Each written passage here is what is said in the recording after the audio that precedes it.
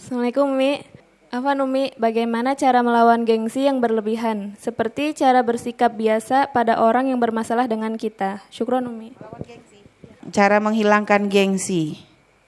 Gengsi itu ciri-ciri sombong. Orang gengsi itu sebenarnya adalah kamu punya bibit sombong yang harus segera kamu pangkas, karena kalau tidak itu sangat berbahaya. La yadkhulul jannah man kana fi qalbihi mithqala dzarratin minal kibr. Gak akan masuk surga orang yang di dalam hatinya mithqala dzarrah itu apa sih? Pernah kamu lihat biji sawi? Kecil banget. Kecil. Sekecil itu jadi penghalang masuk surga. Dan gengsi itu bukan kecil.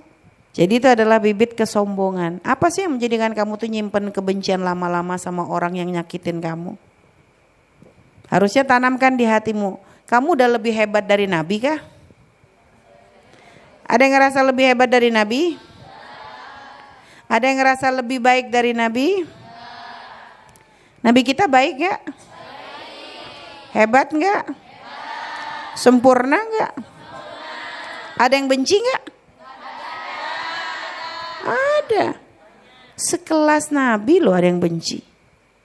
Dibalas gak sama Nabi? Pernah diludahi? Dibalas ludahin gak? Coba. Nabi pernah diludahin. Kamu tuh disakitinnya segimana? Pernah diludahin juga gak kamu? Tapi dia ngomongin saya, Mi. Nah, yang diomongin benar atau enggak? Kenapa kamu gak dengerin nasihatnya Imam Ghazali? Kalau omongannya benar, ya ngapain kamu marah?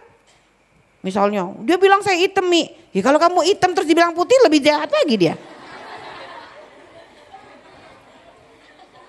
Dia menghina saya begini, Mi. Ya, sekarang lihat kamu kayak begitu enggak? Ya. Jadi gitu loh, Nak. Jadi gak usah pusing.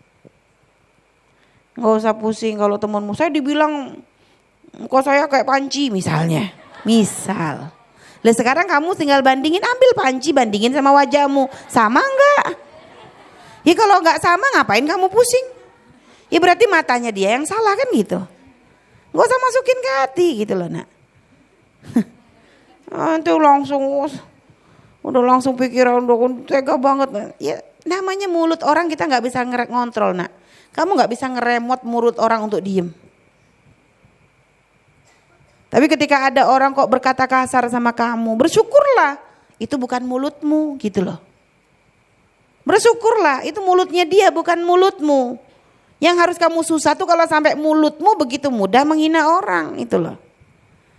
Yang kamu harus susah itu ketika mulutmu begitu mudah nyakitin hatinya orang.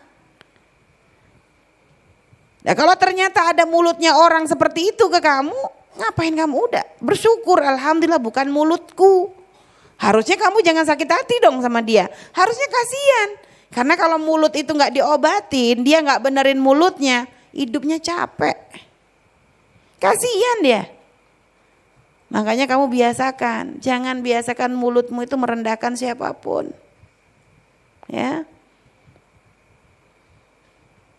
Karena kamu kadang gak tahu, ada orang yang kadang bukan dia benci, bukan dia dendam, tapi mungkin ada orang yang mindernya kebangetan. Sehingga ketika kamu ngomong begitu maksudmu guyonan, tapi ternyata bagi dia tuh kayak pukulan gitu loh. Ya kok makanya, tapi kadang ya subhanallah ada orang kadang oleh Allah tuh dikasih lisan itu kok. Alhamdulillah. Makanya satu sisi yang punya lisan biasa ngomong kayak gitu, hati-hati. Ada hitungannya di hadapan Allah.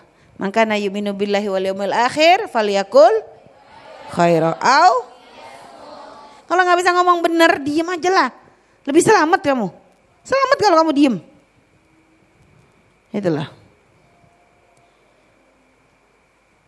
Tapi satu sisi bagi kalian yang diomongin jangan gampang jadi malah hidup tuh capek kalau apa-apa tuh kamu masukin ke hati, dibikin nyantai. Dibikin ya ala-ala halus. Orang mau ngomong apa? Masa sampai ada pepatah anjing menggonggong kafilah berlalu tuh gimana? Jadi orang jangan kupingnya kebolongan gitu. Biarin orang ngomong apa saja, selama kamu tidak melakukan kesalahan, selama kamu berada di jalan yang benar, kamu gak usah pusing. Ketika ada orang menghina fisikmu, yang menciptakan fisikmu adalah Allah.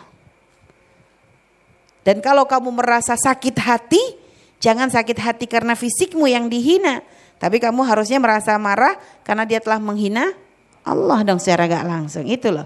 Jadi kalaupun ada marah pun bukan karena dirimu, bukan karena egomu, bukan.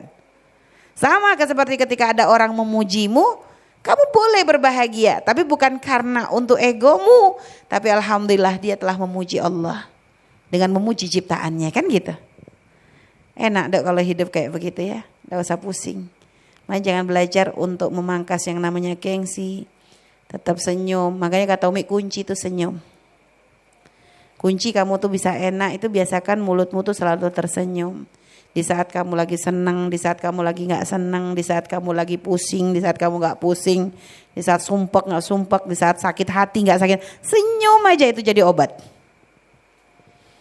Ya, senyum, terutama ke teman-temanmu yang nyakitin kamu, lebih gede lagi senyumnya.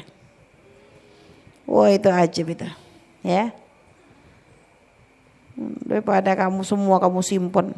Biarpun kamu tahajudan nangis sampai beler, nggak taunya pagi-pagi masih nyimpen amarah, rugi kamu. Ya rugi. Hilangkan itu semuanya ya, minta sama Allah kelapangan hati. Wallahu a'lam bishawab.